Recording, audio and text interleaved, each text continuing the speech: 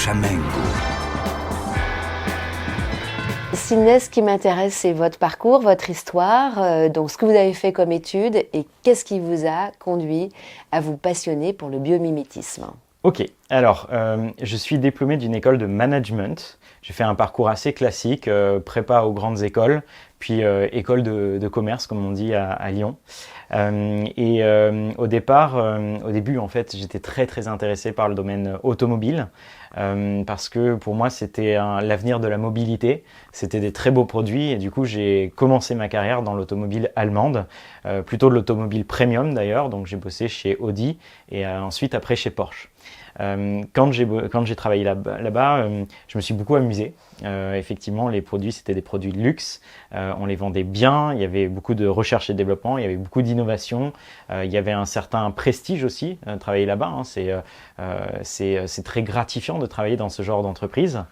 Et au bout d'un certain temps, j'ai commencé à me rendre compte que, et ça peut paraître naïf, mais je me suis dit à la fin de la journée, ce que tu as fait, Sydney, c'est que tu as participé d'une manière ou d'une autre à vendre des voitures chères à des gens riches. Donc il y avait peut-être une sorte de crise de sens dans mon métier, malgré le fait que les applications à la mobilité, y compris quand on travaille pour ces premium brands, donc des marques en fait de luxe, il y a quand même une transformation de la modalité des usages, etc. Mais c'était pas suffisant pour moi pour le sens que je voulais donner à ma carrière. Je voulais travailler dans des milieux ou dans des domaines en tout cas qui puissent de manière plus complète façonner le monde de demain et aussi de manière plus résiliente, plus durable. Il faut se dire que là, on était plutôt dans les années 2015-2016. Donc, la question environnementale, la question du sens était déjà présente, mais pas autant qu'aujourd'hui. Mais déjà, en fait, je percevais ce type de problématique qui pourrait en fait émerger dans ma future carrière. Et l'autre problème, c'est que je me sentais un petit peu contraint par un grand groupe. Donc concrètement, j'avais presque l'impression d'être une sorte de goutte d'eau dans l'océan et de ne pas être vraiment libre avec des prises d'initiative, de la créativité, etc. Donc il y avait cette double crise de sens, celle du métier et du domaine, de l'impact sur le monde, et celle derrière ça de la créativité, je pense, de l'autonomie. Et donc à partir de là, encore une fois, je suis au début de ma carrière, je me retrouve un peu dans le flou, à pas vraiment savoir quoi faire, avec plus de questions au début de ma carrière finalement que quand j'entrais en école. Et donc à partir de ce moment-là, j'ai commencé à vouloir chercher un nouveau domaine d'innovation. J'avais presque envie d'être une sorte de Christophe Colomb qui arrive sur un nouveau continent d'innovation. Je voulais travailler pour des secteurs qui étaient très peu défrichés, très peu connus, et de pouvoir participer avec mes compétences à l'émergence d'un nouveau domaine d'innovation. C'était un peu ça, les idées, le sentiment que j'avais à ce moment-là. Donc pour moi, tout ce qui était finalement digitalisation, tout ce qui était le monde des applications, toutes les startups qu'il y avait autour de ça, pour moi, c'était déjà saturé de personnes. Et c'était pas non plus un gage une garantie d'avoir de l'impact en fait sur le monde, parce que il y a plein de gadgetisation aussi dans cette digitalisation. Et je me posais beaucoup de questions et un jour en fait j'ai découvert la notion du biomimétisme. Je n'en avais jamais entendu parler. On a très peu de cours sur la biologie ou sur l'ingénierie en école de commerce. Mais j'ai entendu cette fameuse histoire du Shinkansen qui est très connue, hein, le TGV japonais inspiré du martin pêcheur, de l'énergie que ça avait fait économiser au TGV japonais et aussi du développement et du progrès industriel de pointe que ça avait apporté. Et du coup, ça m'a beaucoup intrigué. Et donc, pour ceux qui connaissent pas le biomimétisme, c'est quoi? C'est une méthodologie d'innovation, c'est une approche de recherche et de développement qui consiste à s'inspirer de l'ingéniosité de la nature, de l'intelligence de la nature pour innover. Et donc, je me dis, à ce moment-là, bon sang, ça a l'air assez évident. Oui, la nature, elle est bien faite. Ça fait 3,8 milliards d'années qu'elle innove. Donc, effectivement, ça peut être une bonne source d'inspiration pour améliorer des technologies et surtout pour les rendre plus durables. Donc, il y a beaucoup de philosophie derrière ça au départ. Il y a un sentiment que tout ça, ça fait sens. Et c'est à partir de là que j'ai commencé, du coup, à m'intéresser à ce domaine-là Et c'est ce qui, quelques mois plus tard, on pourra retracer la timeline de ce qui s'est passé pour la création de Bioxégie, mais c'est ce qui m'a emmené à être entrepreneur. Et donc aujourd'hui, je suis l'heureux CEO, comme on dit, dans le monde des startups de Bioxégie.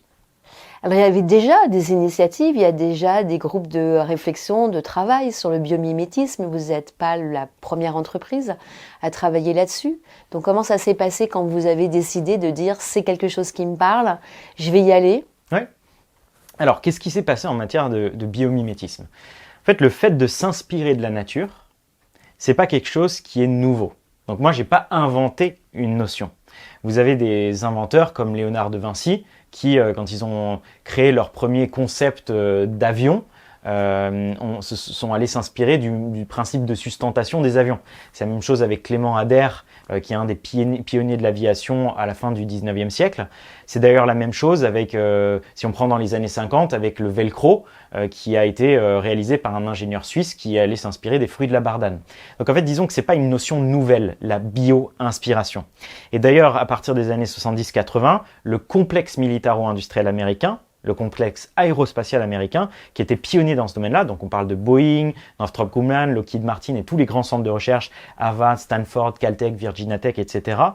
Tous ces centres de recherche ont fait de la bio-inspiration, de la science bio-inspirée, il y a très longtemps. Donc moi, disons que je suis arrivé dans un domaine qui était déjà bien établi scientifiquement. Sauf que le problème avec le biomimétisme, c'est que souvent, justement, ça a resté le monopole de la recherche fondamentale. Et d'ailleurs, pas que dans l'aérospatial, et pas que dans le complexe militaro-industriel américain, aussi dans la chimie, dans la thermique, dans l'automobile, dans l'optique, donc à la fois dans des cas d'application d'ingénierie, des domaines d'application, mais en plus de ça, dans des secteurs industriels différents. Et c'est justement là où a commencé à émerger pour moi un constat qui était de se dire, bon sang, on a quand même quelque chose de fondamentalement génial si on y réfléchit, pouvoir s'inspirer de la nature pour faire des technologies plus performantes et plus durables, mais le problème c'est que ça reste toujours dans la science fondamentale, les grands centres de recherche. Il y avait très peu de réalité applicative. Donc à part quelques exemples justement comme celui du Shinkansen, le TGV japonais, finalement il n'y avait pas beaucoup de technologies ou de produits bio-inspirés. Donc, à la fois la problématique de transmission de la recherche fondamentale vers l'application, vers des technologies et des produits réels, et en plus de ça, et vous avez utilisé vous-même le mot, des groupes de réflexion. Et ça, c'est un problème. Parce que c'est vrai que c'est bien beau d'avoir des conférences, des podcasts, des livres, des groupes de passionnés et des groupes de réflexion sur le domaine du biomimétisme, mais pour faire émerger des réalités concrètes, pour faire la différence, il faut des expertises technologiques, industrielles, appliquées, réelles, mesurables. Et donc, j'ai bien vu qu'il y avait des associations. En France, il y a une association du biomimétisme. J'ai bien vu qu'il y avait effectivement des groupes de réflexion. C'est la même chose d'ailleurs si vous prenez la situation aux États-Unis. C'était la même chose en Allemagne, c'était la même chose en Suisse et c'était la même chose au Japon, par exemple. Sauf que derrière ça, il n'y avait pas de vraies entreprises ou de vrais experts sur le biomimétisme. Il n'y avait pas d'entreprise qui était capable de faire de l'engineering, de faire du développement de technologie bio-inspirée. Donc c'est là que je me suis dit, si on veut faire en sorte que le biomimétisme soit utilisé par toutes les entreprises en France, qu'elles travaillent dans la construction, dans l'énergie, dans le ferroviaire, dans l'automobile, dans la chimie ou autre, il faut une vraie expertise technique. Et c'est là qu'est née l'idée même de Bioxégie, l'idée de créer un vrai expert. Et alors, de cette idée à la concrétisation de la start-up, ça prend toujours un peu de temps. Et puis surtout, qui vous a fait confiance pour financer les débuts? Et puis, est-ce que des ingénieurs ont dit ça nous intéresse et on t'accompagne? Oui, alors effectivement, il y a eu beaucoup de péripéties. Ce qui s'est passé au départ, c'est que, je le rappelle, moi je suis diplômé d'une école de management. Donc certes, j'ai un très bon appétit technique et il y a certaines choses que je maîtrise, mais il n'en demeure pas moins vrai que je ne suis pas ingénieur. Et je ne suis pas d'ailleurs biologiste. Et donc au départ, mon but c'était de commencer pendant les premiers mois sous forme de cabinet de conseil. Mon objectif c'était déjà de mesurer de manière très frugale si au contact des directions de recherche et développement ou des directions innovation ou des directions produits de certains industriels français, je réussirais à susciter assez d'intérêt concret pour me dire il y a un vrai business model et il y avait une vraie opportunité avec cette idée même de Bioxégie. Et donc, au départ, j'ai commencé sous forme de cabinet de conseil solo-entrepreneur, c'est-à-dire vraiment aller au contact des entreprises, préparer un petit peu et leur dire, OK, mon premier client, c'était une entreprise automobile, voici votre portefeuille de produits, voici les challenges ou les défis techniques que vous avez, qui sont liés aux différents programmes de recherche et développement, aux différents produits qu'ils ont, et voici ce que le biomimétisme peut vous apporter concrètement, voici les domaines sur lesquels le biomimétisme a de la valeur ajoutée. Donc on prend ce premier client qui avait une problématique d'encrassement de capteurs pour des véhicules. Des capteurs, vous savez, les capteurs pour les véhicules autonomes, ça consomme énormément d'eau. C'est donc au niveau des ressources, c'est pas rentable, c'est quelque chose qui consomme de l'eau, consomme des produits chimiques, consomme de l'énergie, etc. Donc comment est-ce qu'on fait pour désencrasser la surface d'un capteur d'un véhicule? Et c'est là où en fait j'ai commencé à leur expliquer ce qui existait dans la nature comme système de protection, comme système de nettoyage des optiques qui existent dans la nature. Et les optiques dans la nature, c'est les yeux. Et donc en fait c'est là qu'on a fait une transposition, que j'ai essayé de leur expliquer où est-ce que ça avait de l'intérêt, etc. Et ça, ce même exercice, je l'ai fait avec, on va dire, une demi-douzaine de premiers clients. Ces clients-là, comment est-ce qu'ils m'ont fait confiance? En fait, moi je suis allé chercher le réseau des anciens de l'école de management dont je suis issu, et j'ai tapé innovation, produit, direction R&D. Et ces gens-là, en fait, c'est le réseau qui m'a beaucoup aidé. Tant mieux d'ailleurs, parce que c'est aussi un peu l'objectif d'une grande école. En France, on le sait très bien, ça aide les réseaux. Et ces personnes-là se sont sûrement dit, il a l'air enthousiaste ce jeune homme, avec son idée d'entreprise. J'ai pas trop compris cette idée de biomimétisme un peu farfelue, mais on va lui laisser sa chance. Et avec ses premiers workshops et ses premières petites études très frugales, j'ai réussi à susciter assez d'enthousiasme pour que certains de ces directeurs-là nous disent « Ok, moi j'ai senti que mes équipes étaient motivées par ce que tu leur expliquais, étaient motivées par ce que le biomimétisme pouvait techniquement leur apporter. Et donc finalement, c'est quoi les next steps? C'est quoi la suite en fait? Et c'est là que j'ai eu cette confirmation qu'effectivement, il y avait un modèle pour Bioxégie en tant que bureau d'ingénierie spécialisé en biomimétisme. Et donc à partir de là, le métier n'a plus juste été de sensibiliser au biomimétisme, le métier ça a bien été de concevoir des technologies bio-inspirées. Et donc aujourd'hui, Bioxégie, notre métier c'est bien la conception et le développement de technologies bio-inspirées avec et pour des partenaires industriels. Et des péripéties ensuite, il y en a eu plein, parce que comme vous l'imaginez, au départ, j'ai juste pu recruter quelques stagiaires avec des fonds assez modestes. Mais ça nous a apporté des nouveaux clients qui, au fur et à mesure, ont eu des exigences technologiques de plus en plus affinées, de plus en plus abouties. Et au fur et à mesure, tout ça m'a permis de manière très organique recruter d'autres ingénieurs qui eux-mêmes m'ont rapporté des nouveaux projets, qui m'ont permis de recruter d'autres ingénieurs, d'autres spécialités, etc. Et donc, au fur et à mesure, comme ça, Bioxégie, on est passé de 1 personne à 30 personnes, telle que la boîte elle est aujourd'hui. Et on couvre énormément d'expertise. Ça va aussi bien par exemple, de la chimie bio-inspirée, à la thermique bio-inspirée, aux matériaux bio-inspirés, à l'algorithmie bio-inspirée. On couvre énormément de domaines. Et aujourd'hui, on travaille avec plein d'entreprises, à la fois en France, en Allemagne, en Suisse. Et donc, c'est vraiment très enthousiasmant. Et parfois, c'est même un petit peu compliqué pour moi de faire le rétro-planning de tout ce qui s'est passé et de toutes les planètes qui se sont alignées au fur et à mesure de ces 7 ans d'entrepreneuriat pour qu'on en arrive à ce stade-là. Mais comme quoi, quand on teste et quand on essaye. Bon, voilà, ça s'est fait avec beaucoup d'efforts, de moments un petit peu, de moments de doute. Et puis, au fur et à mesure des victoires, on a capitalisé. Et aujourd'hui, on a une vraie expertise très aboutie et pour laquelle on est reconnu internationalement. Il y a eu une levée de fonds ou pas? Ou c'est autofinancement? Ouais, c'est de l'autofinancement. Alors, quand on parle de l'autofinancement, il faut mettre quelques nuances. L'autofinancement, mais il y a aussi énormément de dispositifs en France qui nous ont permis de se faire subventionner. La BPI subventionne énormément, les régions subventionnent. On a aussi gagné des concours et des prix qui nous ont permis d'apporter aussi un petit peu de cash pour pouvoir aussi se développer sur certaines expertises. Il y a une autre manière aussi de développer une entreprise, c'est non pas lever des fonds, mais lever de la dette. Il faut pas oublier que finalement les banques, c'est aussi leur métier, c'est de fluidifier en fait la vie de certaines entreprises et certaines prises de risques. Donc oui, Bioxégie a levé sans lever de fonds au sens classique du terme, avec des corporate ventures, etc., ou du private equity, des business angels, etc. Ça, on n'a jamais fait. En revanche, effectivement, on s'est financé par d'autres mécanismes. Mais une grosse partie de notre croissance, c'est bien notre propre rentabilité, le fameux EBIT, ou surtout le résultat net qui nous a permis de réinvestir et de faire croître la boîte. Alors vous dites que vous êtes présent en France et à l'étranger. Est-ce que vous avez des concurrents aujourd'hui en France et à l'étranger? Non, justement, on a quand même bien creusé cette question-là. En fait, on n'a pas de concurrents qu'on pourrait qualifier de directs. C'est-à-dire que partout ailleurs, il n'y a pas d'entreprise comme Bioxégie qui développe des technologies bio-inspirées aussi précises avec autant de portefeuilles de compétences. En revanche, on a de la concurrence indirecte. Et cette concurrence indirecte, elle peut arriver notamment dans des workshops très initiaux par ces fameuses associations ou instituts. Et puis après, on a aussi de la concurrence indirecte qui peut nous être opposée par des centres de recherche. Quelque part, prenons une entreprise comme L'Oréal, elle peut faire appel soit à travailler avec Bioxégie, soit à travailler avec, je ne sais pas moi, l'ESPCI, l'École supérieure physique-chimie de Paris, sur certains produits.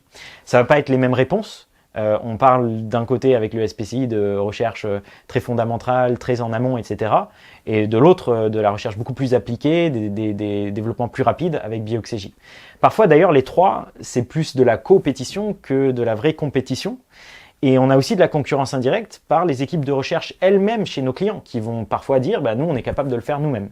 Alors, le biomimétisme étant tellement complexe et tellement spécifique, la réalité, c'est que la plupart du temps, ils finissent quand même par venir nous voir en disant bon, ok, on a compris qu'on avait besoin d'un vrai expert externe là-dessus. La plupart du temps, quand on va voir une entreprise, 9 fois sur 10, elle n'a jamais entendu parler de biomimétisme, ou elle en a entendu parler, mais d'une manière très indirecte. Encore une fois, les bouquins, les reportages Arte ou autres, et ils ne comprennent pas vraiment comment ça peut leur être utile. Et c'est vrai que quand on regarde par exemple la caméra qui me filme, prenez les ingénieurs qui fabriquent et qui conçoivent et fabriquent cette caméra. Le réflexe immédiat, ça va être de se dire, moi, la nature, elle fabrique pas des caméras. Je ne vois pas l'intérêt que je peux vraiment en tirer. Donc il va falloir découper l'ensemble des problématiques qu'il peut y avoir pour une caméra, afin que les ingénieurs et les équipes de conception de cette caméra se disent « Ah, j'ai mieux compris comment est-ce que je peux utiliser le biomimétisme ». Et la réalité, c'est que si on découpe la manière dont une caméra fonctionne, il y a des problématiques d'optique, il y a des problématiques effectivement de régulation thermique à l'intérieur des composants électroniques, il y a des problématiques de durabilité des matériaux, on parle d'encrassement, on parle des matériaux pétro-sourcés qu'il y a à l'intérieur, on parle de recyclabilité, il y a probablement des problématiques de stabilisation ou de vibration. Donc en fait, en faisant un découpage fonctionnel de tout ce qu'une technologie ou de tout ce qu'un produit représente, on peut effectivement en tirer énormément de sous-thématiques ou sous-problématiques. Et là, par exemple, concrètement, effectivement, sur un outil comme celui-là, comment le biomimétisme a permis peut-être effectivement d'auto-nettoyer l'objectif, d'éviter qu'il y ait des frottements avec l'encrassement. J'ai fait beaucoup de tournages et tout ce que vous dites me parle beaucoup. Ouais. Alors, prenons par exemple la thématique de si on prend l'encrassement, donc vous avez un objectif, une lentille dessus, et donc vous pouvez avoir des traces de doigts, vous pouvez avoir de l'eau qui va se déposer sur l'objectif, vous pouvez même avoir des problématiques de reflets. Il y a plein de manières conventionnelles de répondre à cette problématique. Donc les ingénieurs ont déjà développé des surfaces de matériaux spécifiques, ont déjà développé plein de choses qui permettent d'avoir un résultat qui est plutôt bon.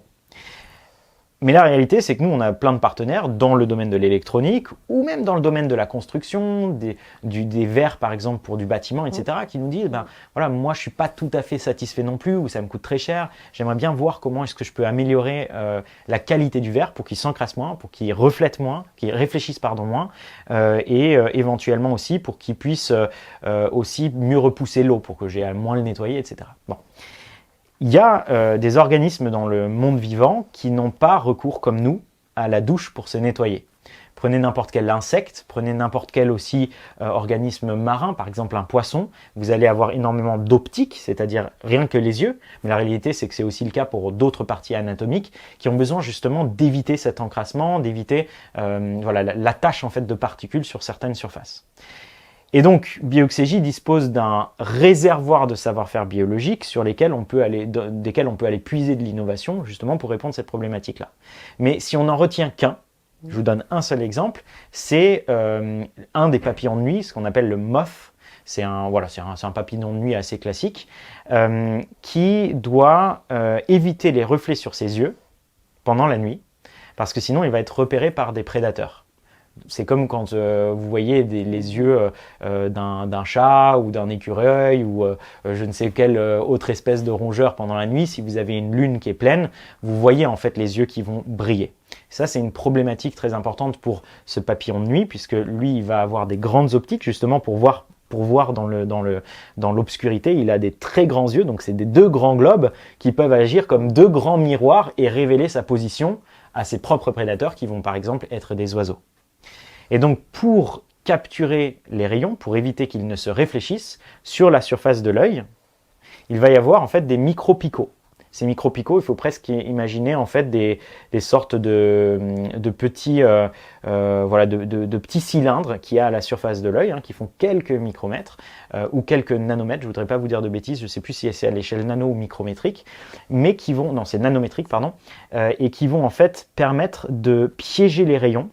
Donc d'influer sur l'indice, de créer une sorte de gradient de réflexion. Un gradient de réflexion, ça va juste permettre de faire en sorte que le rayon vienne être piégé et qu'il ne se réfléchisse pas de manière abrupte à la surface de l'œil. Donc concrètement, ça vient piéger les rayons et donc vous avez un effet très mat sur la surface de l'œil. Pourquoi est-ce que c'est intéressant? Parce que ça permet à la fois de laisser passer le rayon, donc pour que l'œil de ce papillon de nuit soit capable de voir, mais en même temps ça évite la réflexion. Donc vous avez un double avantage. Et donc typiquement, ça c'est un modèle d'intérêt qui pour nous a aidé à développer des concepts technologiques, donc des surfaces. Faut imaginer presque un peu des films qu'on peut déposer à la surface d'un capteur. Ça peut être une caméra, une optique, ça peut être une vitre ou autre, qui viennent effectivement réduire de manière drastique les reflets. Et on a vu des résultats qui sont assez impressionnants, donc déjà de manière empirique, donc quand on les observe, c'est impressionnant. Vous avez une vitre et vous mettrez une partie de film anti-réfléchissant bio-inspiré, et vous en mettez une qui est complètement normale, donc non traitée, et vous voyez tout de suite en fait la différence. Vous voyez la lumière par exemple qui va se réfléchir, la lumière d'une lampe qui va se réfléchir sur la partie non traitée, et qui va absolument être complètement, je dirais amorti ou dissipé. Le reflet n'est presque plus présent sur la partie qui est traitée avec cette solution bio-inspirée. Donc on a vraiment réutilisé ces picots qu'on trouve à la surface de l'œil du papillon sur un film qu'on vient appliquer sur une vitre. Donc ça c'est un exemple. Et on s'est rendu compte aussi que tout ça, vous pouviez tout simplement faire déperler de l'eau dessus, et l'eau allait tout simplement déperler, c'est ce qu'on appelle de la superhydrophobie. On s'est rendu compte aussi que derrière ça, les traces de doigts étaient moins présentes, etc., grâce aussi à cette microstructuration. Donc il y a aussi des choses qu'on fait de manière frugale en fait. C'est très très intéressant. Et nous d'ailleurs, on le voit aussi chez Bioxégie, le biomimétisme, c'est pas parce que c'est tout beau, tout génial et inspiré de la nature que pour autant on va s'affranchir de toutes les contraintes industrielles qui peuvent exister par ailleurs dans tous les domaines, normatifs, sécuritaires, financières, etc., etc. Vous avez des exemples justement où les recherches étaient très prometteuses et les normes ont fracassé la bonne idée? Honnêtement, je pense que nous, ça nous arrive assez quotidiennement dans le domaine aéronautique. Le domaine aéronautique, c'est un domaine assez sécurisé où il y a des normes, etc. Donc parfois, on n'arrive juste pas à aller au bout de nos idées avec nos clients industriels. Ça nous arrive, mais bon, eux-mêmes, sans parler de biomimétisme, ont du mal pour leurs propres innovations à les implémenter. Mais je pense que l'exemple, pour moi, le domaine le plus frappant avec lequel c'est difficile, c'est vraiment le domaine de la construction. Honnêtement, le domaine de la construction, c'est un domaine sur lequel il n'y a pas forcément tant de normes que ça, mais il y a un éclatement du nombre d'acteurs. Vous avez la maîtrise d'ouvrage, vous avez les architectes, vous avez les bureaux d'études, vous avez les paysagistes, vous avez les promoteurs immobiliers, et puis après vous avez aussi le BTP, et lui-même le BTP a ses systémiers, donc tous ceux qui vont fournir les équipements, etc. En fait, vous avez un éclatement d'acteurs et c'est très difficile de voir qui innove. Donc c'est pas forcément lié à des normes, c'est plutôt lié à des standards industriels, des standards de marché. En plus de ça, ils doivent répondre à des concours de manière très courte. Et donc c'est difficile de voir des innovations sur le long terme, qui plus est des innovations environnementales qui parfois sont plus chères. Donc ça, c'est vraiment, je pense, un domaine dans lequel le biomimétisme a pourtant beaucoup de choses à apporter et sur lequel c'est difficile d'implémenter des technologies bio-inspirées.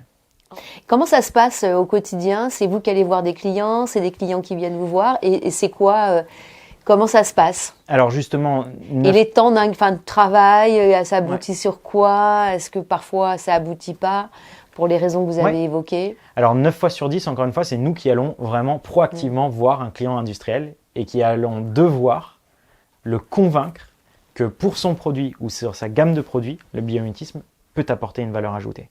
Parce qu'aujourd'hui, un industriel, quand il se pose la question de son futur, il se dit « je sais déjà faire de la recherche et développement ». Ou à la limite, il va connaître certaines tendances d'innovation qui sont assez classiques, ne serait-ce que par exemple l'intelligence artificielle récemment. Donc l'industriel, beaucoup d'industriels n'ont jamais entendu parler du biomimétisme, donc c'est vraiment nous qui allons les convaincre et leur dire, ben voilà, toi par exemple tu vas faire des transformateurs électriques, voici pourquoi moi Bioxégie, j'imagine que pour ton transformateur électrique, la nature peut être utile en matière d'inspiration technologique et voici ce sur quoi on a déjà travaillé. Donc nous on vient avec une liste d'argumentaires très précis qui explique et qui fait des liens cognitifs qui ne sont pas forcément évidents pour un partenaire. Je vous parlais de compatibilité électromagnétique tout à l'heure. Il n'est pas évident de voir le lien entre de la compatibilité électromagnétique et le vivant. Et pourtant, nous, on l'a fait, on a développé une technologie derrière, etc., etc.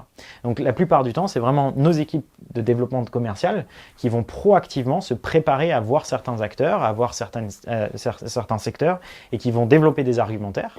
Ensuite, les partenaires vont plus ou moins se laisser convaincre. Aujourd'hui, on a des beaux taux de succès, hein. C'est-à-dire que 40% à peu près des entreprises qu'on va voir, on finit par faire un projet avec elles. Donc, c'est des bons taux de succès qui sont liés justement à ce côté très unique et très créatif aussi du biomimétisme. Et ensuite, on va lancer en fait des projets de recherche et développement. Alors, une fois qu'on a dit ça, on a tout dit. Un projet de recherche et développement, nous, on va d'abord les concevoir sous forme de pré-études. Donc, on va choisir en fait un sujet, un défi technologique sur lequel on va travailler avec nos partenaires. Et ensuite, on va développer des pré-concepts. Donc, ça prend quelques mois de développer un pré-concept, ce qu'on appelle des minimum viable concepts. Une fois qu'on a ce minimum viable concept, on estime son gain technologique, son gain marché, son gain environnemental. Et quand on estime qu'il est très pertinent avec notre partenaire, là, on va pouvoir faire du développement technologique avancé et des prototypes, notamment des pilotes industriels. Donc ça, c'est de la recherche et développement, j'ai envie de vous dire, assez classique. Et le biomimétisme n'échappe pas à la règle classique de ce qui se passe en fait en recherche et développement. C'est juste que nous, on va devoir effectivement avoir un travail de conviction beaucoup plus fastidieux au départ. Mais une fois que ce travail de conviction il est fait, et une fois qu'on a des premiers projets qui ont vraiment bien marché avec nos partenaires, bah, ils rempilent et après il y a vraiment une relation sur la durée qui se fait, notamment parce qu'il y a quand même un côté magique dans ce qu'on fait, il y a un vrai storytelling à faire et ça je pense que c'est très apprécié de nos clients. Nous dans l'école Shaman Go, on a donc 6 thématiques, se nourrir, pardon, je dis 6, 8, donc se nourrir, se loger, s'habiller, se déplacer, se soigner, communiquer, se divertir et s'entraider. Est-ce qu'on peut essayer d'avoir des exemples pour chacune de ces thématiques en commençant par se nourrir? On va essayer, oui. Pour se nourrir, le biomimétisme va être très intéressant dans le domaine de l'agroalimentaire. Aujourd'hui, on le sait, c'est que le domaine agroalimentaire, en fait, quand vous prenez l'agroalimentaire, l'industrie agroalimentaire au sens classique du terme, ça va utiliser beaucoup de pesticides, des engrais qui ne sont pas toujours bons pour l'environnement. Et donc, vous allez avoir à la fois un appauvrissement des sols, un appauvrissement de la biodiversité, et vous allez avoir évidemment l'apparition de certaines maladies à cause de cette industrie classique agroalimentaire. Donc, si je prends un exemple, aujourd'hui, vous avez des technologies qui consistent à reproduire certains éléments chimiques qui émanent de certains prédateurs pour éloigner, par exemple, des insectes qui sont des insectes qui peuvent être nuisibles pour des cultures. Donc, plutôt que d'utiliser des pesticides classiques, on va aller utiliser ou pirater des phéromones de certains prédateurs pour éloigner des insectes qui sont normalement les proies de ces prédateurs-là des cultures. Ça existe par exemple. Nous, on a travaillé dans l'agroalimentaire sur de l'encapsulation, c'est-à-dire des manières de protéger des engrais contre les agressions chimiques de l'environnement, qui sont des agressions normales, changement de température, givre, acidité des sols, voire peut-être même certains éléments externes qui peuvent être d'autres produits, etc. Donc comment est-ce qu'on fait pour protéger des engrais chimiques? Donc là, on a travaillé sur de l'encapsulation, c'est-à-dire la manière que le vivant a pour protéger. Imaginez des membranes, imaginez des protéines qui existent dans la nature et qui vont protéger en fait certains engrais. Donc là, nous, ça nous a été utile.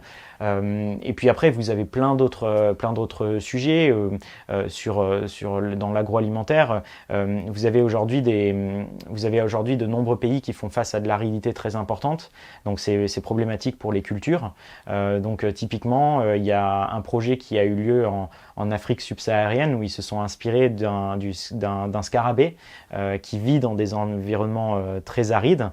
Ce scarabée, il a tendance en fait à lever sa carapace pour pouvoir accrocher en fait la rosée qui existe même dans des environnements humides, pour condenser en fait l'humidité qui existe, même à des échelles infimes, en faire des gouttelettes d'eau. Environnement humide, des environnements très secs. C'est des environnements qui sont secs, oui. Et ces environnements secs, ils ont quand même un certain degré d'humidité.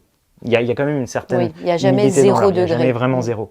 Donc si vous concentrez en fait l'humidité ambiante, vous êtes capable en fait à un moment donné de voir l'apparition de gouttes, et ces gouttes vont venir tout simplement être bues par le scarabée. Et donc sur le dessus de la carapace, vous avez une certaine texturation de surface qui, elle, ne vient pas repousser l'eau, elle vient accrocher l'eau, donc c'est pas oléophobe ou c'est pas super hydrophobe, à l'inverse c'est hydrophile, donc il y a une capacité d'aller chercher cette humidité là, et vous avez certains chercheurs qui ont reproduit cette texturation sur la surface de la scarabée, surface de ce fameux scarabée, pour imaginer des sortes de lamelles, et ces lamelles en fait vous venez les mettre en plein air, ils récoltent une partie de l'eau, et cette récolte d'eau permet ensuite d'aller nourrir des récoltes ou en tout cas en partie réduire le stress hydrique de certaines récoltes dans des environnements qui sont arides.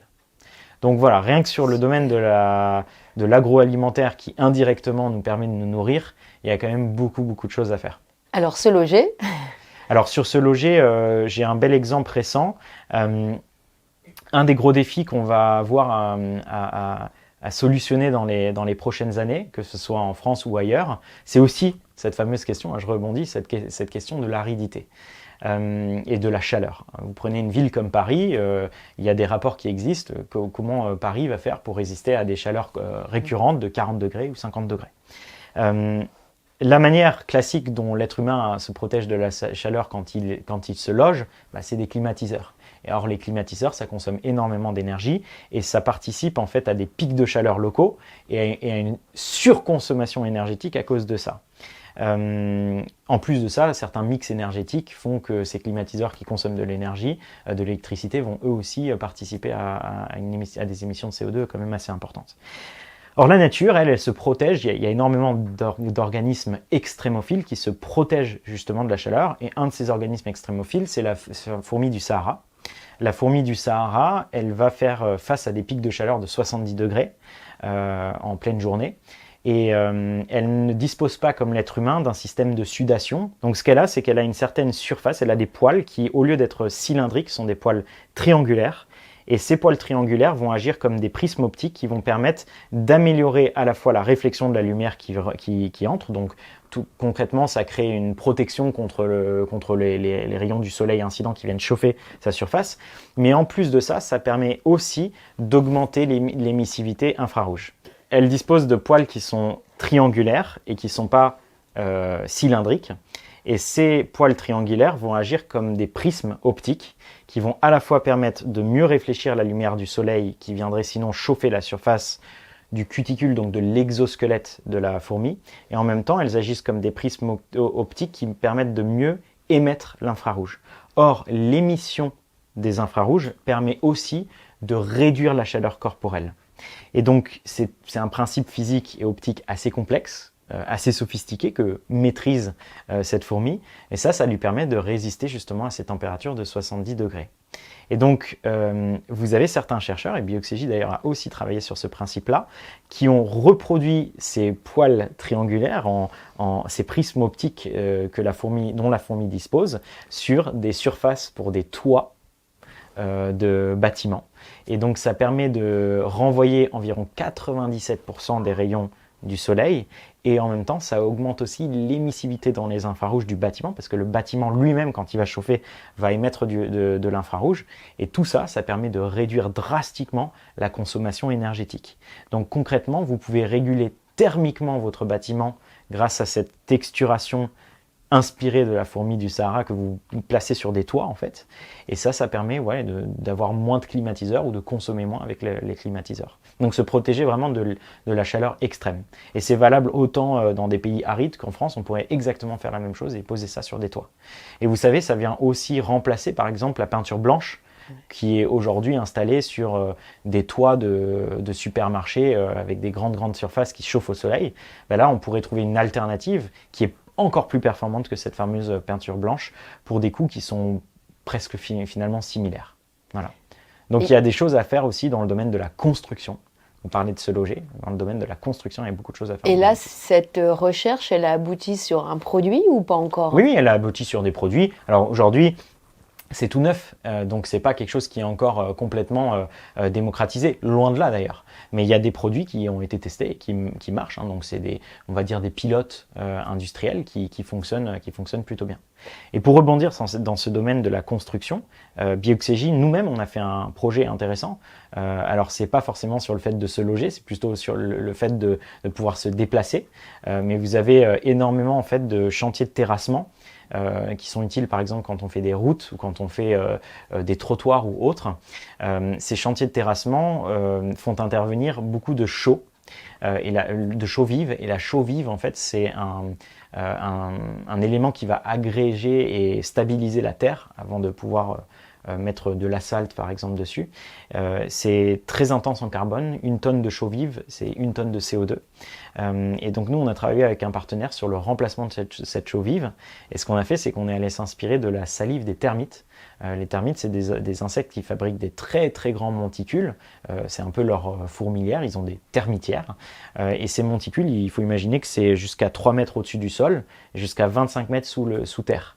Et en gros, le défi, c'est d'aller agréger et stabiliser des particules d'argile présentes pour créer toutes les petites galeries, etc. et faire en sorte que l'ensemble soit mécaniquement stable. Donc il faut que ça résiste à son propre poids. Il faut aussi que ça résiste à l'eau, à l'humidité qu'il peut y avoir dans les sols. Et donc pour ce faire, la termite dispose de certains enzymes dans sa salive qu'elle va utiliser justement comme l'élément pour venir agréger et coller les particules de terre. Donc c'est sa manière de faire de la chimie pour construire sa termitière. Nous, on a reproduit ces enzymes-là de manière synthétique en laboratoire. Et ensuite, on a été capable aussi de faire en sorte de le reproduire pour des chantiers pour notre client.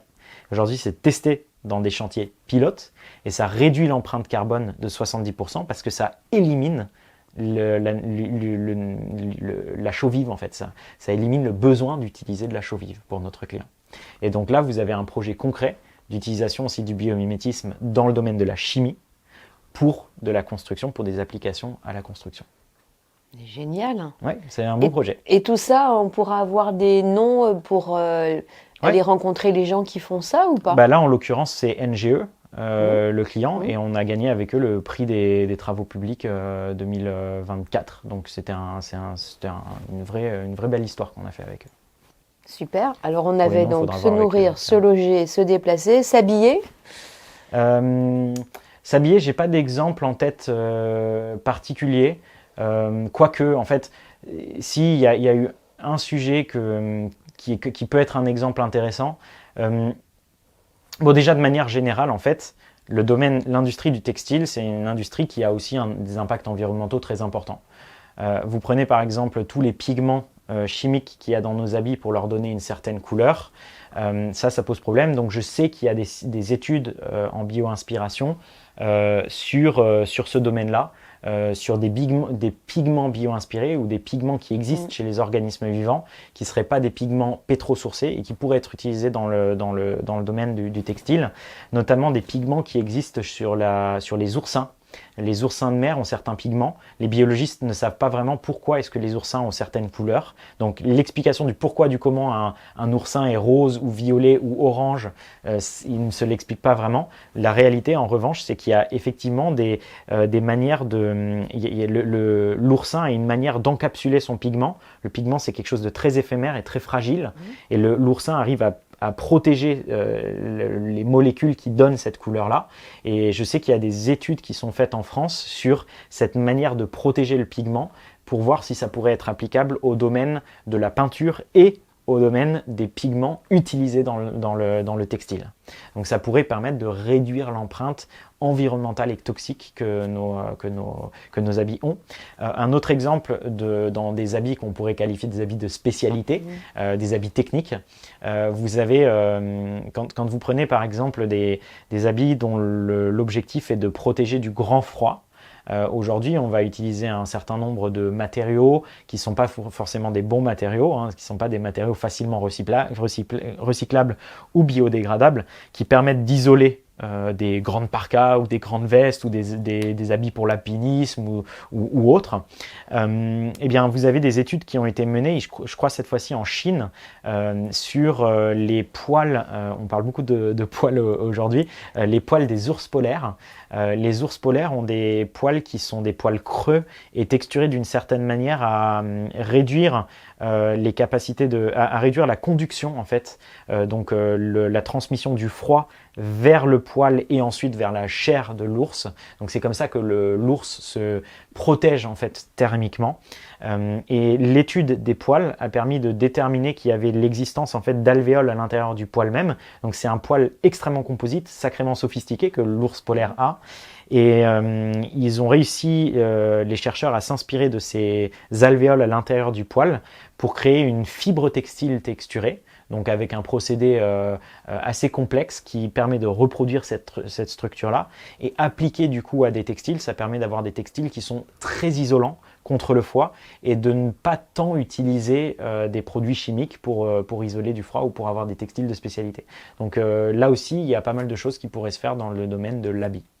On pourrait aussi penser, et là c'est peut-être moins du biomimétisme, c'est plus du biosourcing, qu'aujourd'hui vous avez de nombreux chercheurs qui s'intéressent à des fibres naturelles, et ces fibres naturelles vous allez les trouver par exemple dans l'ananas, vous allez les trouver dans la chanvre, donc des plantes en fait qui ont des fibres qui peuvent être utilisées pour le textile et qui permettraient d'éviter ou de réduire en tout cas l'empreinte carbone de certains textiles qu'on utilise aujourd'hui beaucoup trop, les textiles synthétiques, etc. et qui permettraient aussi de venir créer des nouvelles filières pour valoriser des chutes en fait agricoles. Donc typiquement quand on prend l'ananas, vous pouvez utiliser son fruit et le fruit est très intéressant, mais la réalité c'est qu'après vous avez toutes les fibres de la plante et ces fibres de plante elles pourraient être utilisées ailleurs. Je sais qu'il y a même des projets fait du tissu déjà. Ouais, voilà, il y a déjà des initiatives pour faire du tissu. Ouais. Voilà, Pinatex, c'est une entreprise qui fait ça. Donc pour le cuir, là en l'occurrence. Donc il y a quand même pas mal de choses qui peuvent se faire aussi dans ce domaine-là. On continue se soigner. Ouais. Alors pour se soigner, j'ai pas mal d'exemples en tête. J'essaye de vous prendre celui qui me paraît le plus sympa. Le plus sympa, c'est... on a parlé beaucoup d'optique aujourd'hui, mais bon, peut-être que je suis sur ma lancée optique aujourd'hui.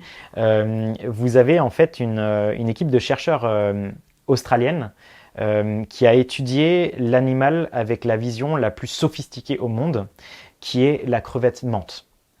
Et la crevette menthe, elle a la vision la plus complexe qui existe. C'est un tout petit animal qui a deux grands globes. Et ces deux grands globes ont la capacité de voir ce qu'on appelle la lumière polarisée.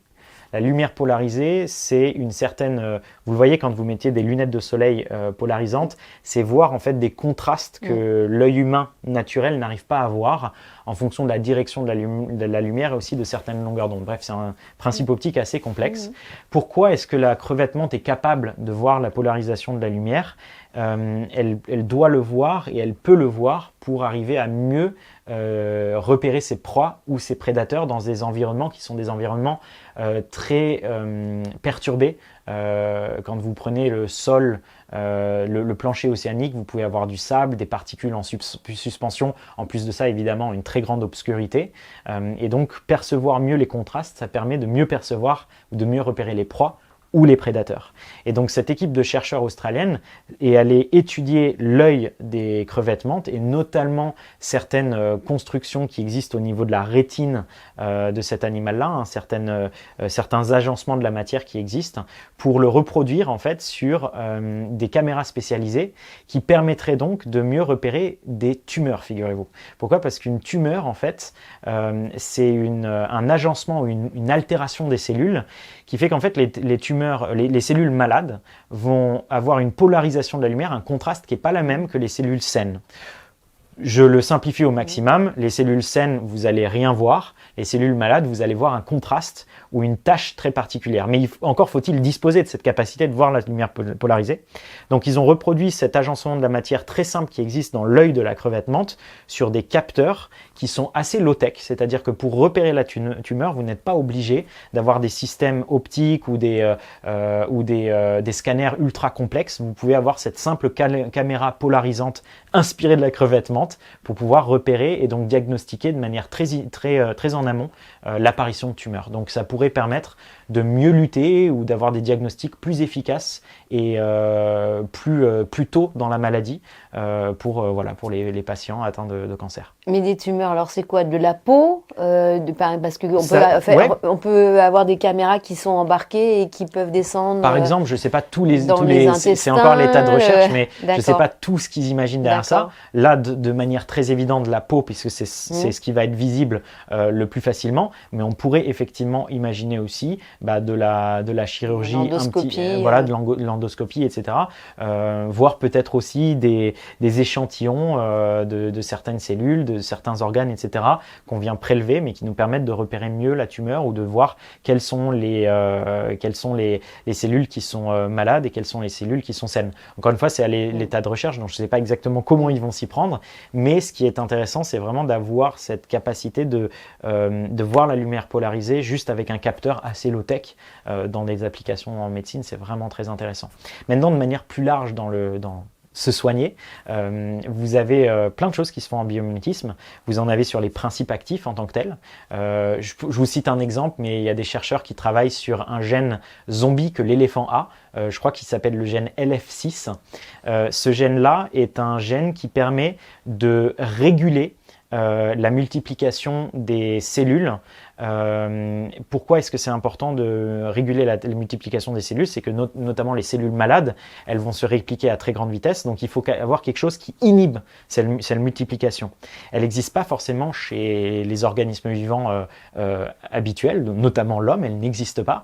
Or, chez des grands mammifères, notamment du coup les éléphants, plus vous avez de cellules, plus vous pouvez avoir un taux d'apparition d'erreurs qui est très important. Donc concrètement, un énorme organisme comme un éléphant, la moindre cellule malade, notamment lors de la croissance en fait de l'animal, ça peut se reproduire de manière très rapide et donc l'éléphant a une sorte de gène zombie qui permet d'inhiber cette multiplication de cellules à des moments très précis et donc d'éviter les métastasmes et les proliférations en fait de tumeurs ultra rapides.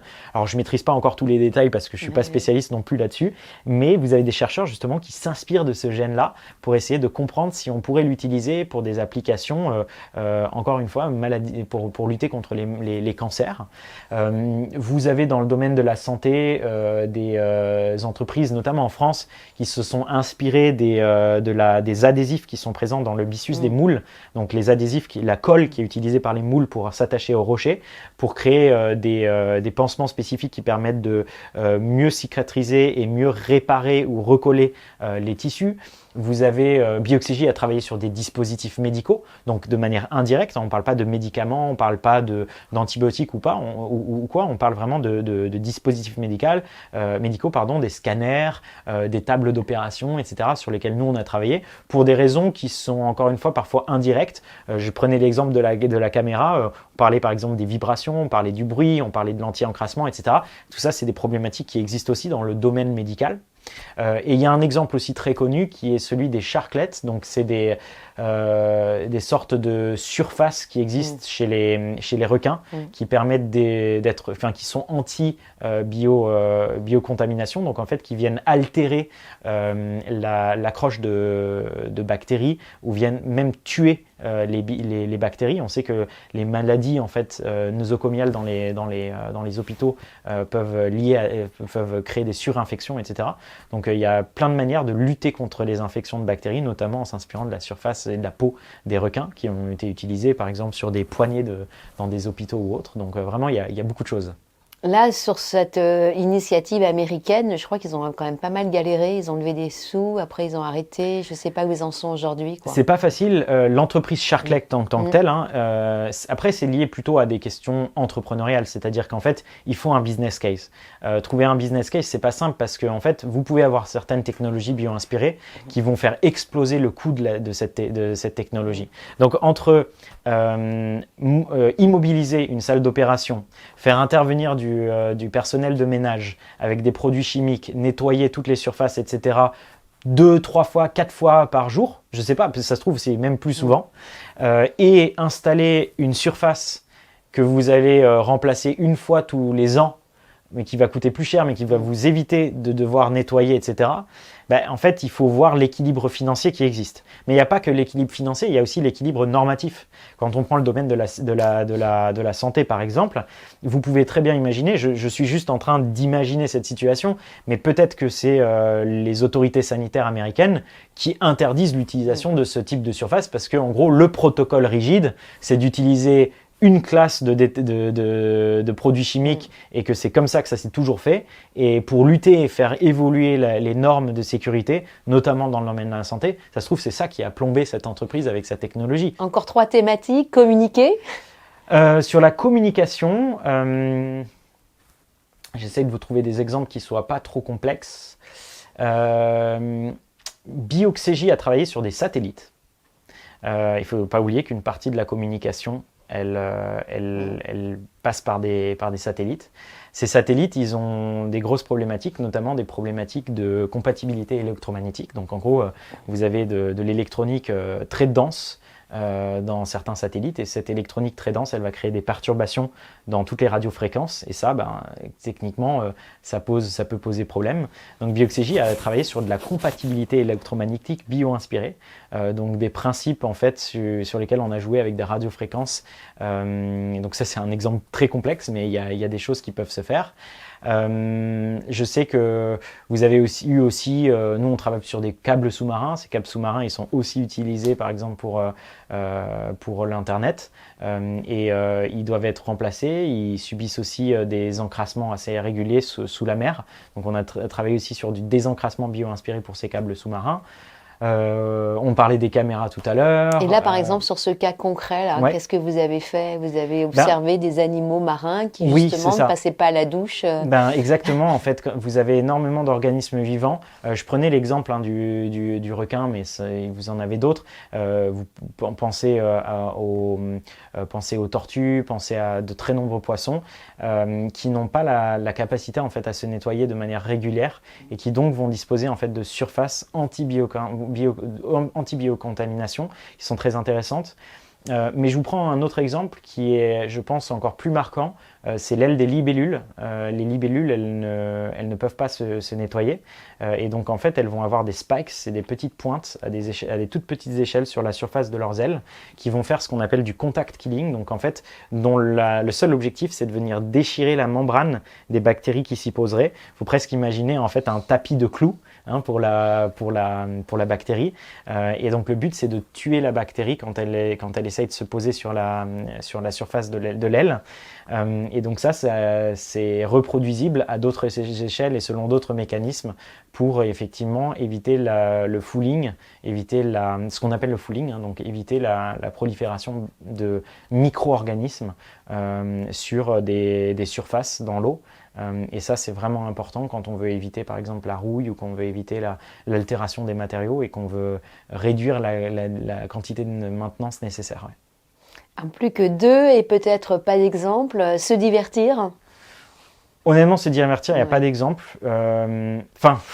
Oui, mais très indirectement. Je vous prends, on parlait les anti-reflets. Les anti-reflets, ils pourraient être utilisés sur des smartphones. Et donc, effectivement, on pourrait avoir des smartphones qui ont moins de reflets ou des écrans d'ordinateur ou de télé qui ont moins de reflets. Est-ce que ça fait sens de travailler là-dessus? Je ne sais pas, ça dépend des industries. Par contre, ce qui fait sens, c'est plutôt au niveau de la biodiversité. Donc là, on s'éloigne un peu on est moins dans notre métier, nous, du biomimétisme. Mais en fait, vous avez de très, très nombreux organismes vivants qui apportent des services systémiques qui sont très utiles pour le divertissement et notamment le tourisme. Quand vous réfléchissez par exemple à l'impact qu'une barrière de corail elle peut avoir sur le divertissement, donc le tourisme local, derrière ça aussi l'apport en fait en matière tout simplement économique aux communautés locales qui vont accueillir ces touristes, etc. Vous comprenez qu'en gros la biodiversité elle-même apporte énormément de choses en matière de divertissement. C'est vrai qu'aujourd'hui quand on pense au divertissement, on va se dire oui, on allume une télé, on allume Netflix, etc. Non, le vivant nous divertit plus qu'on ne le pense en fait, plus qu'on ne le pense. Tout ce tourisme en fait qui peut être durable, c'est une autre façon de repenser son lien au vivant et de comprendre que le vivant est aussi capable de nous divertir. Donc il y a ce côté très technologique, mais après il y a aussi le côté un peu plus philosophique. Ouais. Mais je dis philosophique, mais la réalité c'est que c'est aussi chiffré. Hein. C'est tous ces services qu'apporte la nature en matière de tourisme, ils sont chiffrés aujourd'hui par des instituts très sérieux d'ailleurs. Hein.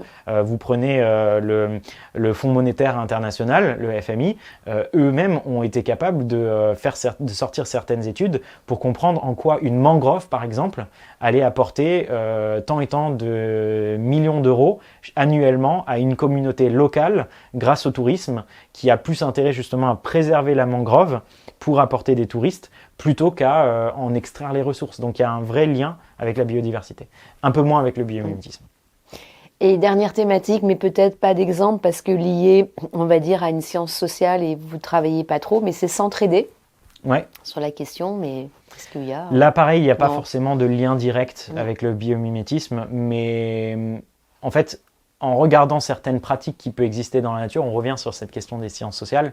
Et les observations des naturalistes, parce que là, on revient sur tout ce qu'on a vu. Je suis en train de lire Darwin, la première édition. Et c'est hyper intéressant. Et les biologistes, effectivement, travaillent, notamment ceux qui se spécialisent dans les insectes, je dirais, travaillent beaucoup sur les notions, effectivement, de cohésion de groupe et ce que la cohésion de groupe peut apporter. Mais encore une fois, là, on rentre dans de la science sociale qui est indirecte, qui n'est pas notre spécialité. D'accord. Est-ce qu'il y a un exemple, même si on en a donné plein, mais là, par rapport à votre entreprise dont vous êtes le plus fier et dont vous pouvez parler? L'exemple que j'ai donné avec NGE aujourd'hui, je pense que c'est celui dont moi je suis personnellement le plus fier, compte tenu de l'importance du gain en matière de CO2 qu'on a réussi à réaliser. C'est celui qui est aussi le plus palpable pour moi parce que c'est moi-même qui ai démarché ce client spécifique. Moi-même qui ai aussi pu constater un peu les premiers résultats et les premières évolutions en fait de cette technologie. Et honnêtement, on a aussi gagné un prix et voilà, comme dit, 70% de CO2 en moins, c'était vraiment une super victoire. Et je pense que ça peut être encore plus généralisable. Il y a d'autres projets dont je suis assez fier, mais qui aujourd'hui, malheureusement, on est contraint de ne pas pouvoir en parler à cause des fameux accords de confidentialité avec nos clients. Donc on pourra peut-être en parler dans quelques mois ou dans quelques années. De manière générale, je dirais qu'aujourd'hui, on a quand même des technologies qui sortent qui sont vraiment intéressantes et qui ont un impact économique quand même assez important pour nos partenaires. Déjà, l'impact économique, c'est une fierté, mais la réalité, c'est que derrière ça, quand vous venez le lier avec un impact environnemental, c'est très très sympa aussi. Comment vous voyez l'évolution du biomimétisme dans le monde industriel? Ouais. Est-ce qu'on en est qu'au balbutiement Oui. ou est-ce... Oui. Ouais, ouais. Honnêtement, on en est qu'au balbutiement. Je pense qu'on est. Enfin, il faut imaginer que c'est très modeste. On est 30. On est probablement la seule entreprise en Europe à savoir faire ça, voire une des seules dans le monde. Donc en fait, vous avez une troupe de 30 jeunes dans une start-up qui porte ça à bras le corps. Et c'est bien, hein, parce que notre entreprise, elle a une croissance de l'ordre de 50-60% annuel. Donc il y a une vraie dynamique derrière ça. Mais on en est vraiment très loin. On est très très loin de pouvoir exploiter notre plein potentiel. Donc honnêtement, l'avenir est totalement ouvert pour nous. Et je vois le biomimétisme s'ancrer progressivement, partiellement grâce à Bioxégie, partiellement peut-être grâce à des futurs concurrents de Bioxégie, partiellement grâce à d'autres partenaires de Bioxégie. Donc voilà, tout est possible aujourd'hui. Franchement, je pense que l'avenir est très ouvert. Ça serait quoi les projets sur lesquels vous aimeriez idéalement travailler? Alors, moi j'aime bien travailler honnêtement dans le domaine de la défense. Je sais que c'est pas le cas de tous. Mais je trouve que ça fait sens, notamment par les temps qui courent, que d'avoir en fait des technologies qui soient plus capables de montrer une crédibilité en fait et plus de force pour les armées françaises, européennes, etc. Mieux défendre aussi nos propres soldats, donc des gens qu'il ne faut pas oublier qui mettent leur vie en danger pour la nôtre. Moi, j'éprouve un certain plaisir en fait à travailler dans ce domaine-là. Mais honnêtement, je trouve que les dernières réalisations de Bioxégie dans le domaine du nucléaire et dans le domaine de l'énergie sont super prometteurs aussi. J'aimerais vraiment beaucoup que notre entreprise travaille plus souvent en fait avec des acteurs comme EDF, des acteurs comme RTE, etc. On a déjà eu quelques projets, mais on pourrait vraiment en faire beaucoup plus. Donc ça me plairait de travailler plus dans ce domaine-là. Et après, le gros défi aujourd'hui pour nous, c'est de pouvoir aussi travailler plus à l'international. On est très reconnu en France et on a quelques clients, hein, comme je vous ai dit, en Allemagne, en Suisse, au Japon, etc. Et c'est déjà une fierté hein, de pouvoir s'exporter. Mais plus que d'un secteur ou de cas d'application, moi j'aimerais vraiment qu'on ait autant de chiffres d'affaires, autant de clients, autant de projets, autant de résultats en Allemagne qu'on en a en France, par exemple. Donc ça, c'est un peu ce qui, je pense, occupe beaucoup mon esprit ces derniers temps. Vous êtes là où vous pensiez être au bout de 7 ans d'existence? Pas du tout. Non, pas du tout. À la fois, c'est marrant parce que à la fois, j'imaginais qu'au bout de 7 ans, mon entreprise, il y aurait 200 personnes dedans, qu'elle serait 5 ou 6 fois plus grosse. Ah oui. Mais en même temps, je me rends compte aussi qu'au vu du chemin parcouru et de toutes les difficultés qu'on a pu avoir et de la complexité de ce domaine très farfelu qu'est le biomimétisme, honnêtement, c'est déjà pas mal ce qu'on a réussi à faire, surtout sans lever de fonds. Je pense que c'était un pari un peu fou, mais que j'étais prêt à prendre à l'époque, hein, mais que aujourd'hui, en y repensant, je me dis waouh, on a franchi quand même pas mal d'étapes. Donc, disons que je suis à la fois l'entreprise est à la fois moins développée que ce que j'aurais pu imaginer il y a 7 ans, et en même temps, quand j'y réfléchis et que je fais pas mal d'introspection, je me dis oui, mais est-ce que tu aurais pu imaginer autant d'expertise, de savoir-faire, de concrétisation, etc. Pas sûr non plus. Donc il y a un peu ce côté très paradoxal dans le parcours qu'on a eu. Après, cet état d'esprit, je pense, il m'anime encore aujourd'hui dans la façon de diriger l'entreprise et de voir la vision de ce que Bioxégie peut devenir dans le futur. C'est qu'en fait, finalement, il y a tellement de choses qui sont liées au hasard et peut-être à des paris fous à un moment donné que l'entreprise a fait, que c'est aussi aujourd'hui la valeur que j'essaie d'influer, que j'essaie de distiller à l'intérieur de Bioxégie, c'est cette valeur de l'audace, c'est ce fait de prendre en fait certains paris et de pas se reposer en fait sur des acquis qu'on a déjà eu. Donc voilà un petit peu voilà, ce ressenti en fait, c'est à la fois une situation très paradoxale, mais en même temps surtout des leçons qui sont tirées pour l'avenir. Et dernière question, qu'est-ce que la nature vous a appris à titre personnel? Tellement de choses. Je sais pas alors si vous le savez, mais aujourd'hui je publie pratiquement 2-3 fois par semaine, voire même 4 fois, hein, ça dépend des mois, sur LinkedIn. Non pas en parlant uniquement de biomimétisme, mais surtout en parlant juste de la nature et de tous les organismes dont elle dispose, qui sont parfois vraiment, vraiment très étonnants. Je pense que l'une des choses qui m'a le plus marqué Vous verrez, hein, si vous regardez, il y a un nombre d'anecdotes qui est juste incroyable. Ouais. Des organismes vivants à droite, à gauche, dont on ne soupçonne même pas l'existence. Mais il y a une chose qui m'a vraiment marqué au travers de toutes mes recherches et mes investigations, etc. C'est à quel point la nature a de l'impact sur notre climat. Et je pense que ça, c'est concrètement vraiment très sous-estimé. Mais je vous prends juste un exemple. Vous avez des chercheurs qui ont fait une étude sur l'impact des loutres en mer de Bering sur le climat.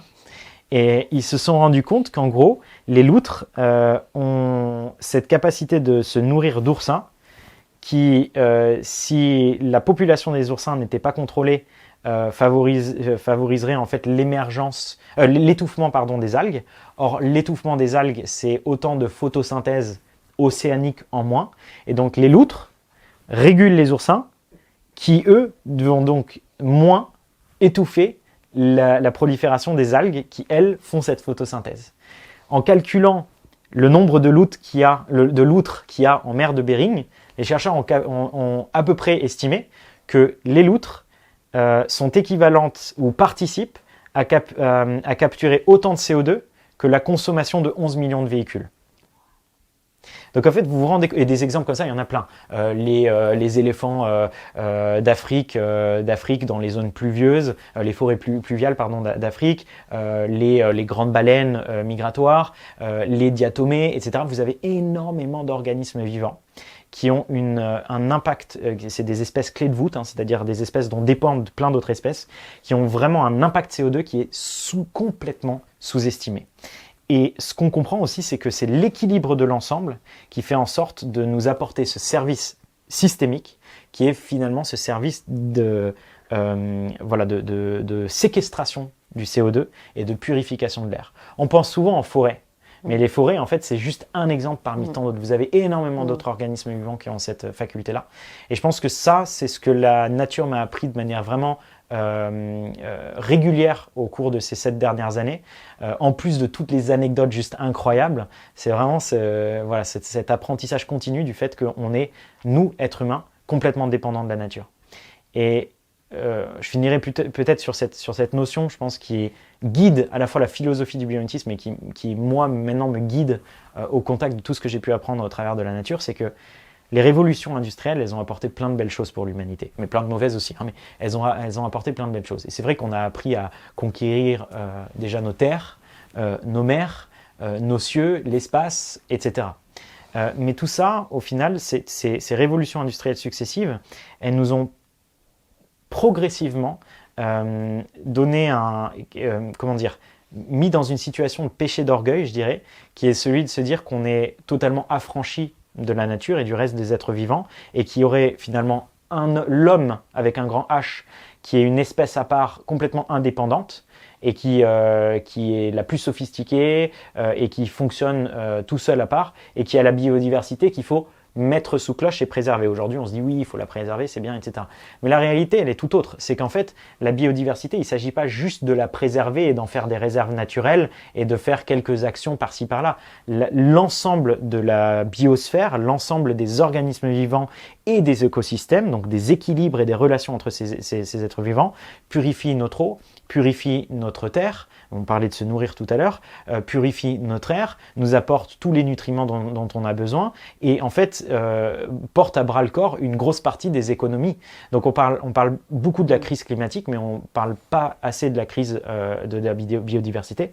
Et je pense que ça, au travers de mon métier de biomiméticien, du travail qu'on fait, nous a appris à se rendre compte à quel point il y avait certaines relations qui étaient très très fragiles et qui sont en train de s'ételer et auxquelles on ne pense pas.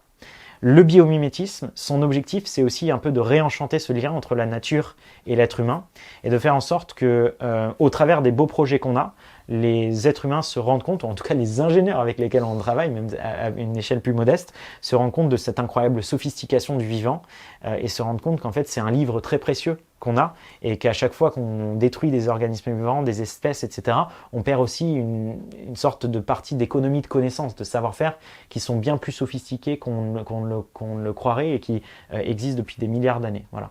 Et je pense qu'il y a un très beau reportage que moi je recommanderais, qui est un reportage d'Arte, qui s'appelle L'homme, une espèce à part, et qui, je pense, capture bien cette philosophie de la nature et du lien qu'on doit renouer, et aussi de l'humilité qu'on doit montrer par rapport au reste du vivant. Est-ce que vous êtes optimiste ou positif par rapport à l'évolution, c'est-à-dire par rapport justement à cette artificialisation de nos modes de vie et cette déconnexion de plus en plus forte au vivant? Vous en avez maintenant pleinement conscience parce que vous avez travaillé sur ces questions-là, mais est-ce que quand vous observez la société, vous êtes inquiet ou pas? Je suis d'autant plus inquiet que quand on voit les dernières évolutions qu'il y a outre-Atlantique sur la place qui est donnée à la science, il y a de quoi s'inquiéter. Mais en fait, l'inquiétude n'a pas besoin d'être qu'une notion négative. L'inquiétude, en fait, pour moi, sa vocation et un des mérites de l'inquiétude, c'est l'appel à l'action, tout simplement. Et donc, honnêtement, est-ce qu'on s'inquiète et finalement on se dit bon bah c'est comme ça et on cède au fatalisme? C'est pas ce qui nous caractérise, nous en tout cas chez Bioxégie, c'est pas moi ce qui me caractérise en tant qu'entrepreneur. Non, je dirais qu'en fait il faut avoir un peu d'enthousiasme à certains moments. En tout cas voilà, il y a ce côté où on s'inquiète, on fait le constat et ensuite derrière on agit, on essaye de s'enthousiasmer là où on agit. Aujourd'hui je dirais qu'il y a vraiment il y a plein de façons de fonctionner face à ces inquiétudes environnementales, écologiques, etc. en France. Il y a beaucoup de gens qui vont critiquer, qui vont s'inquiéter, qui vont broyer du noir. Il y a des activistes qui vont essayer de changer la loi. Et puis après, j'espère modestement, en Bioxégie comme plein d'entreprises qui essayent de modifier des technologies. Et modifier les technologies, c'est aussi ce qui fait progresser la société. C'est pas que des lois. Enfin, d'ailleurs, c'est lié. Une loi suppose un changement technologique. Un changement technologique suppose de nouvelles opportunités et de nouvelles lois. Donc c'est un peu comme ça que ça fonctionne. Donc l'un ne va pas sans l'autre. Mais nous, notre rôle, c'est d'essayer d'être optimiste, en tout cas sur les transformations technologiques qu'on peut apporter, d'être assez réaliste aussi sur leur impact, sur le temps que ça prend, sur la difficulté scientifique et technologique que ça représente, parce que derrière ça, il y a des équilibres économiques, des investissements, des brevets, etc. etc. Oui, je suis inquiet, mais ça ne nous empêche pas d'être dans l'action et d'être optimiste par ailleurs. Merci beaucoup, Sidney. Avec plaisir.